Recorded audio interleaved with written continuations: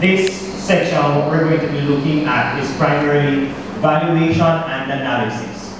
We're going to be basically using qualitative, qualitative is news, and quantitative data to assess the value of a company.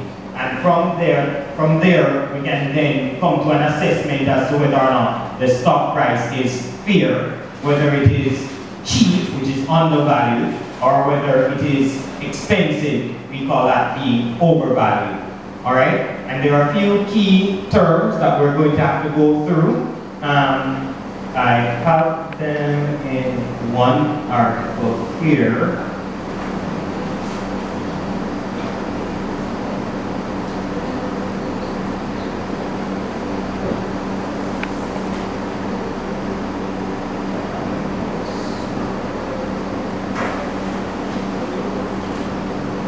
Okay, so there are 7 key terms that you're going to come across once you are looking at, say, any report on the company's performance. And these reports are released, they are actually mandated by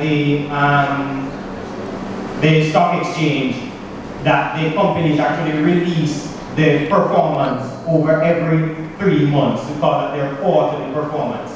Now, the quarterly performance is going to vary for different companies. The reporting dates will also vary based on when the company's financial year ends. So some companies match their financial year with the calendar year, others match it with tax season, and then others just randomly choose a date based on when the companies were incorporated. All right? So any report, and I know you can't see them, I'm going to go through them.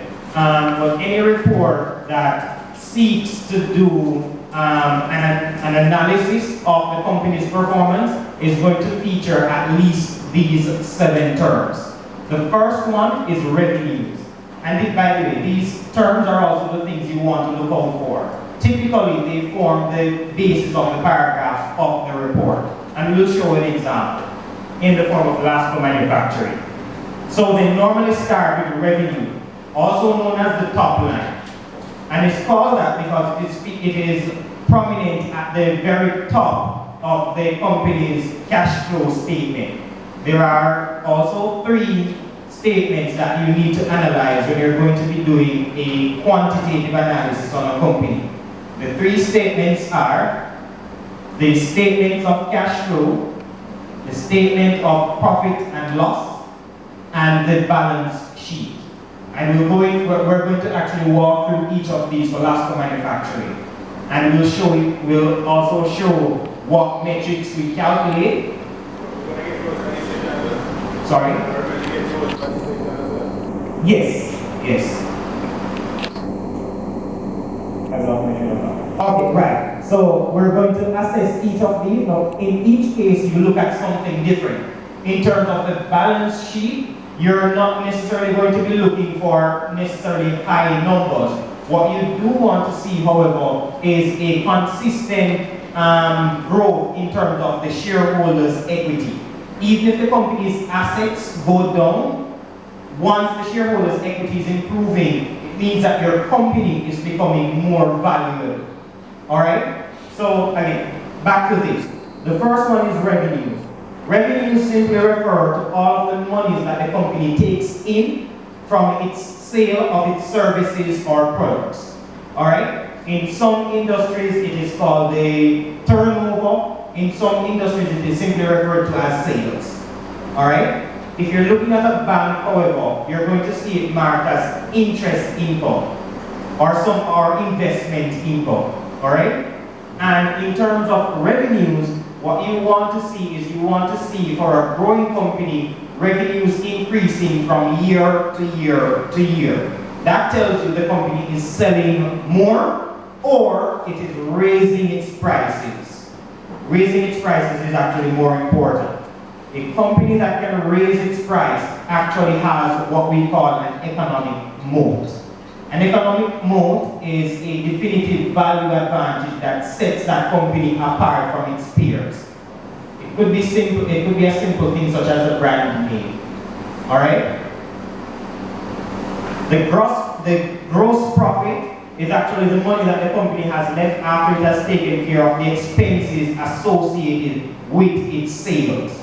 Meaning, if you're looking at a company that buys and sells cars, the gross profit would be the difference between how much it paid to acquire those cars and how much it was able to sell them for. Alright?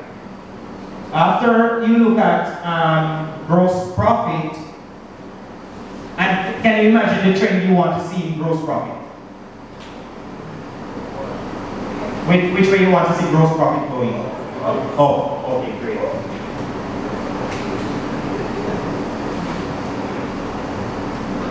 What would be the net profit?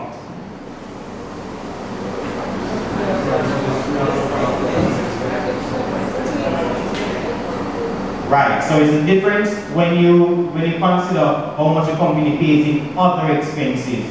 So a company might have, well, there's also taxes, naturally, but a company might have expenses related to just administration. It could be a legal fee. It could be licensing that they have to pay on a regular basis. And these things eat into the gross profit, and that leaves you your net profit. The most important line for the investor ought to be the net profit, because that tells you how much a company actually makes. Good case in point is Everything Fresh. Everything Fresh has over $2 billion in revenue, but the company makes less. Is it 100 or 10? I think it's less than $100 million, which means that they're keeping less than 5% of the amount of the revenue that they're collecting. Everything Fresh has a curse we like to call cost of goods sold. For example, imagine if you are buying and selling yachts or planes. A yacht costs what? 30 million? And you're selling it for, let's say, 35 million. So while your revenues are huge numbers, your net profit are small numbers. There's a great story about two different companies, and in one case, the net profit so the two companies, one was selling high-ticket items like Bentleys and Audis, etc. They were a retailer. The other company was selling toilet paper. But when you look at the net profit of the companies, the percentage that the toilet paper company made was significantly higher than that of the high-ticket sales company. And you can imagine why. By the way, companies that deal in consumer goods or fast-moving consumer goods, they are the companies that are typically recession-proof. I say that in reference to what we talked about at the start of the class. The next term is the earnings per share. So earlier we spoke about the equity in the company, and we spoke about the stocks, we spoke about them representing ownership interest in the company. Every company has what we call articles of incorporation, which dictates how many shares that company has distributed. For some companies, like Palace Amusements, it's only 1 million. For other companies, like Wigton, it's 11 billion. Alright? Now, the earnings per share, you can imagine, is going to be tied directly to the amount of shares you have. The earnings per share is a ratio between the net income and the total number of shares that are in issue. So you take the total net income that the company has, and you divide that by the total number of shares that the company has. Is this making sense? We're going to go to Excel and actually run some of these numbers, alright? But that's why it's called earnings per share. And then below that we have the market capitalization. Market capitalization simply means what's the value of the company on the market. That's all it means. And how you come to that number is you take the last traded share price and you multiply it by the number of shares that the company has in issue. So for example, Wigton, when it first came out, had a market capitalization of, what was it, 5 billion. They had 11 billion shares at 50 cents. So you multiply that out, it comes out to basically $5 billion. And then lastly, you want to look at what the book value of the company is. Now the book value of the company is basically what the total assets of the company are as stated on the company's books, meaning on the balance sheet.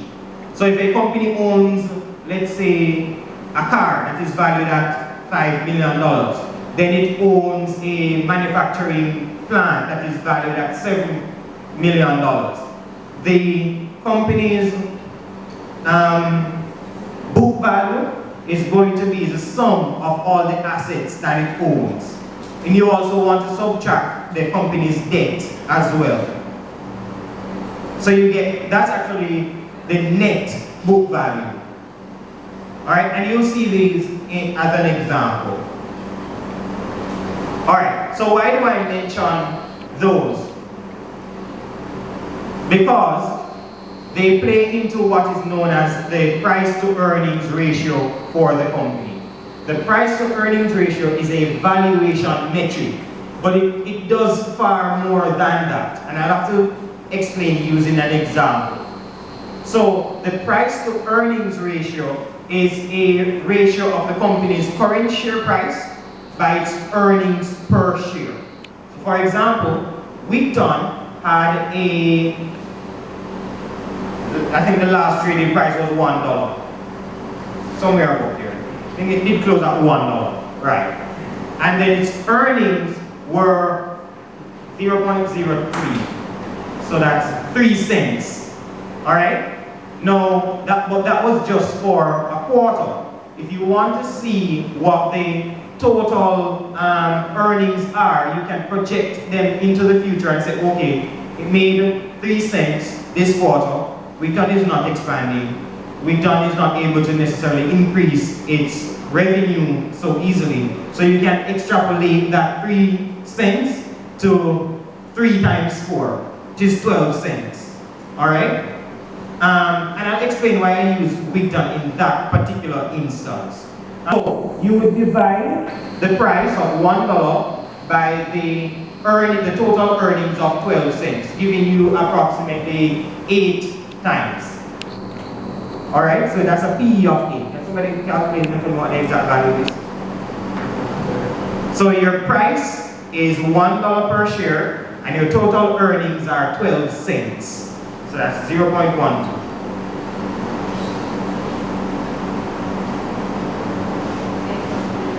8.33. Perfect. By the way, just because of Wheaton's nature, we consider that 8 a fair value, and we'll get into what is fair and what is not fair for different companies. Okay, so now that we understand what those terms mean, we can now look at what an earnings report would look like and what the company would actually write. I'm going to use this one.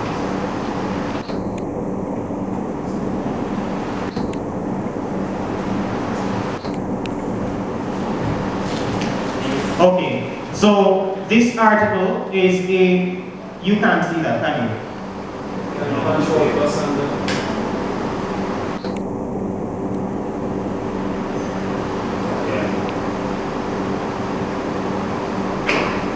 Okay. Typically, in reporting on a company's performance, what we'll do is we'll simply take the key points and put them at the very top. A person who is looking to do an analysis simply needs to look at those numbers to get a quantitative idea as to the performance of the company.